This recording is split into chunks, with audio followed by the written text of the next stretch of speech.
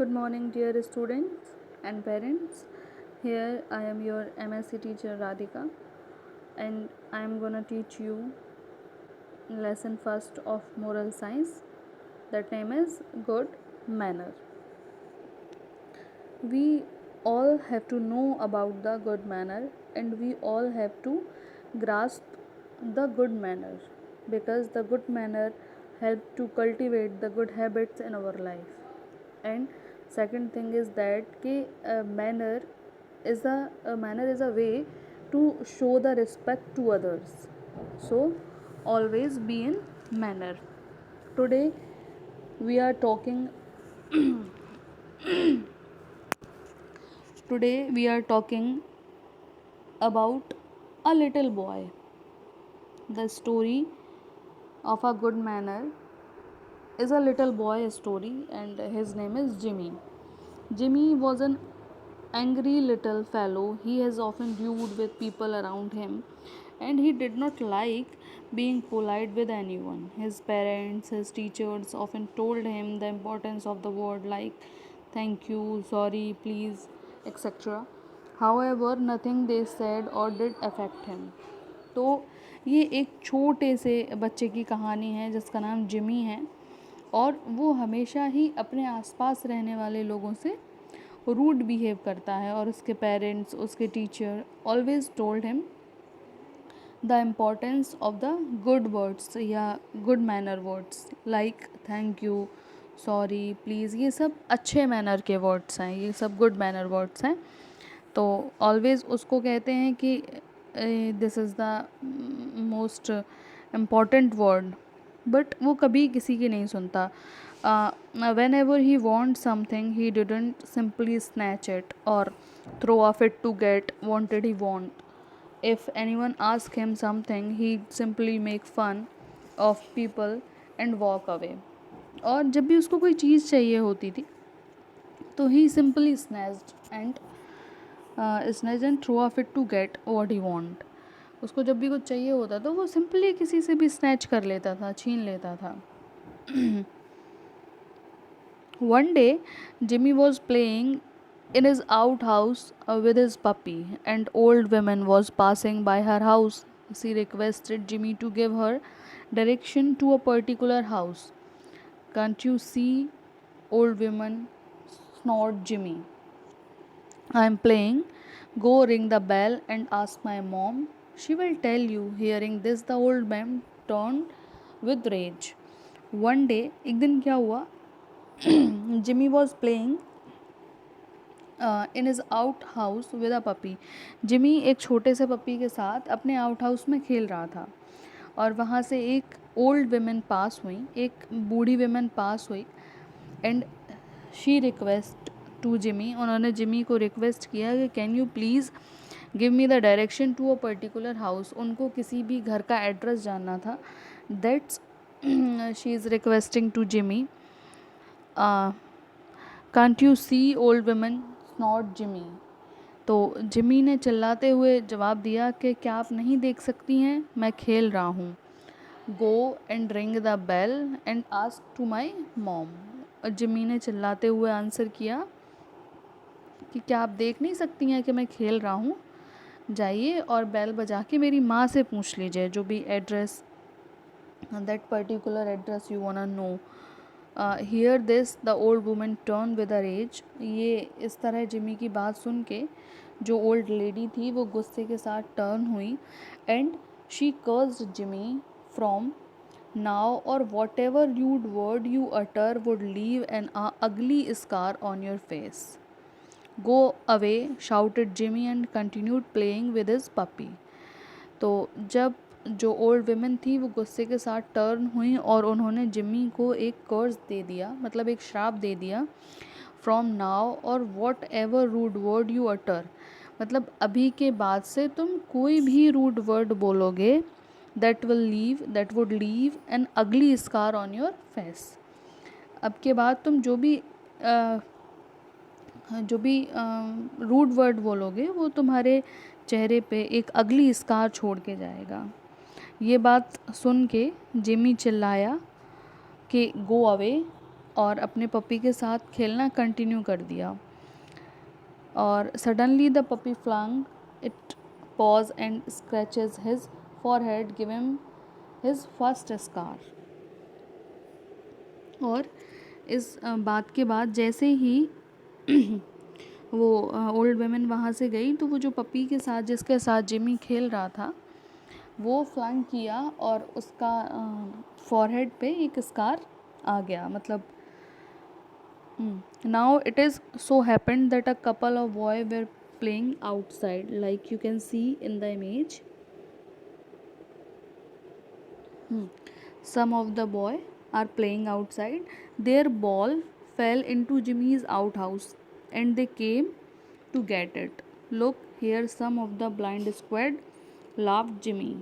If you are if you boys can't keep your ball in your control, why you play? Hearing this, one of the boys climbed the outhouse and punches Jimmy in the face and left his ball. तो some of the boys are playing outside, कुछ boys जो थे वो बाहर ball खेल रहे थे।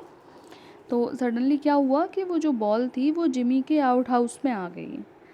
और जिमी के आउट हाउस में जैसे ही वो बॉल आई तो जिमी सेड कि जब तुम लोग बॉल को कंट्रोल में नहीं कर सकते तो वाई यू आर प्लेइंग। और ऐसा सुन के hearing this one of the boys claim the outhouse, एक लड़का आउट हाउस पार करके इस तरफ आया and punch Jimmy in the face and left his ball, और जिमी के फेस पे पंच मार दिया।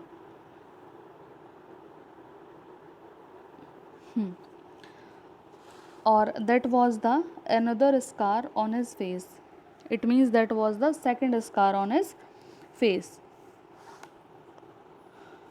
Unable to take it, Jimmy went inside when his mom saw him. Jimmy जैसे ही अंदर गया and his mother saw him. As she asked, "What happened, Jimmy?" Jimmy retorted, "What do you care?" और वो जैसे ही अंदर गया तो जिमी की मदर ने उससे पूछा कि क्या हुआ।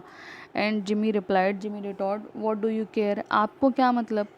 गो and do your kitchen work, जाइए और अपने किचन का काम करिए। Saying this Jimmy rushed towards the washroom to wash his face and this time hit his nose. और वो जैसे ही अपनी मॉम से गंदा बिहेवियर करने के बाद वो जैसे ही वॉशरूम की तरफ जाने लगा और उसकी नोज़ हिट हो गई, वॉशरूम में उसकी नोज़ हिट हो गई and that was a third scar on his face.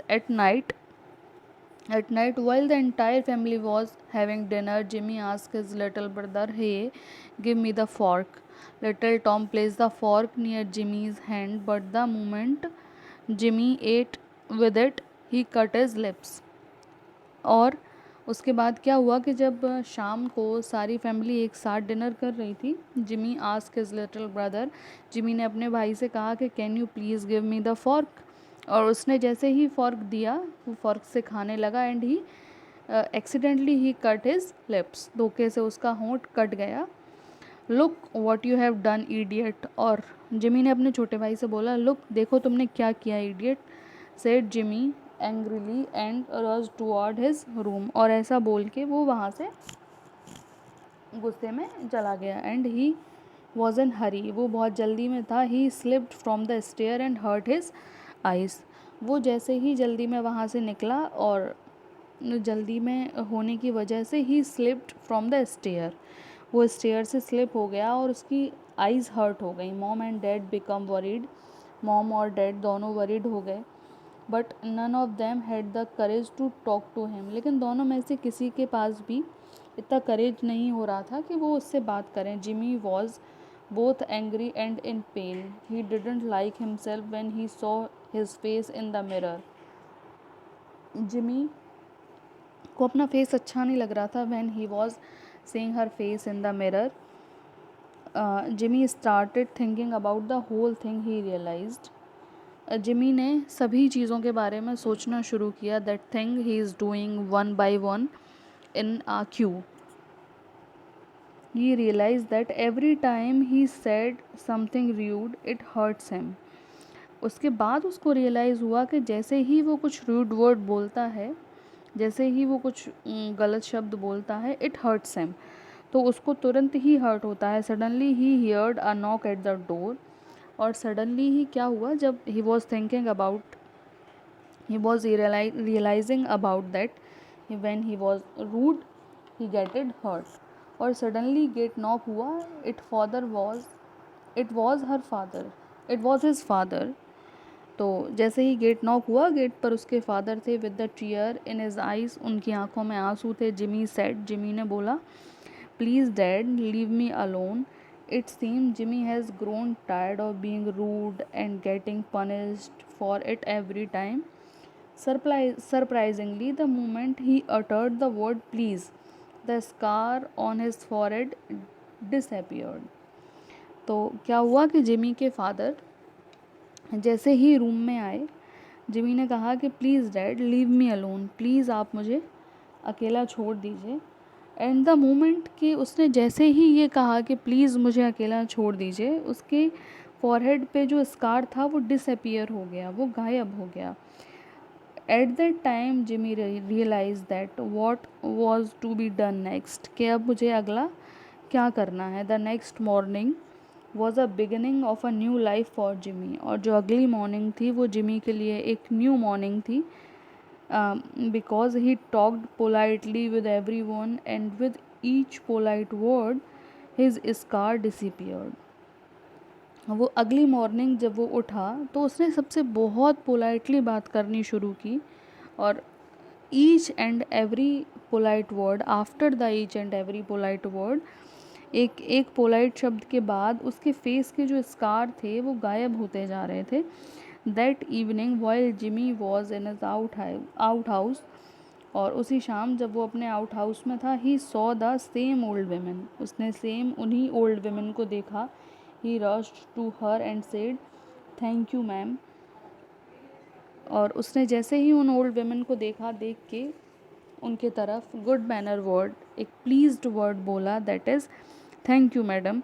The old lady smiled and said, वो ओल्ड लेडी मुस्कुराई और उन्होंने कहा, I hope you would not